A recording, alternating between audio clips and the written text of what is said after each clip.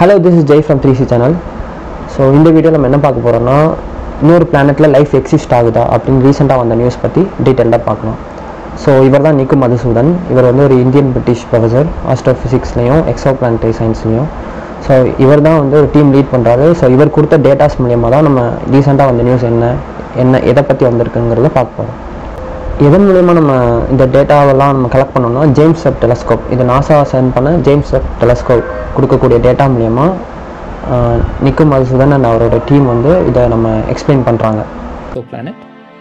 This is we have found signs of biosignature molecules, either DMS or DMDS or both, are produced uniquely by life here on Earth and have been predicted to be biosignatures on planets around other stars as well. And we found the strongest evidence to date on a biosignature molecule, in this case a combination, potentially around another star outside the solar system.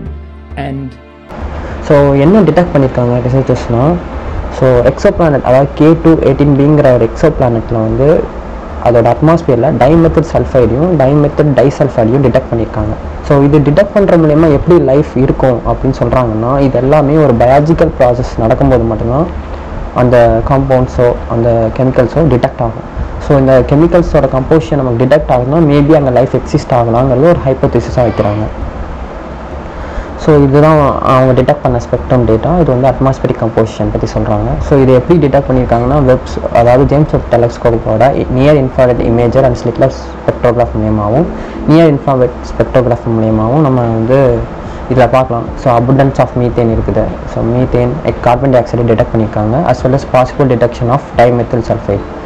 So இது மூலிமா அவங்க life exist ஆகுதுன்னு சொல்கிறாங்க. அதே மாதிரி அவங்க வந்து shortage of ammonia, அதாவது அமோனியாவோட ஷார்ட்டேஜ் இருக்கனால மேபி அங்கே ஒரு ஹைப்போதீசிஸ் வைக்கிறாங்க, வாட்டர் ஓஷன் இருக்கலாம், ஹைட்ரஜன் ரிச் அட்மாஸ்பியரோட வாட்டர் ஓஷன் இருக்கலாம் அப்படின்னு சொல்கிறாங்க.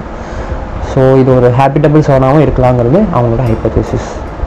ஸோ என்ன தான் வந்து இது ஒரு ஹைப்போதீசிஸ்னால இது இன்னொன்று அவங்க சொல்கிறாங்க, இந்த ரிசல்ட் வந்து ஒரு ப்ராடக்ட் ஆஃப் 2 அப்சர்வேஷன். அந்த ரிசல்ட் வந்து ஒரு 2 அப்சர்வேஷனோட ஒரு ப்ராடக்ட் தான். ஸோ வந்து இன்னும் நிறையா ஒர்க் இருக்குங்கிறத அவங்க எக்ஸ்பிளைன் பண்ணுறாங்க. So let's wait and see the updates.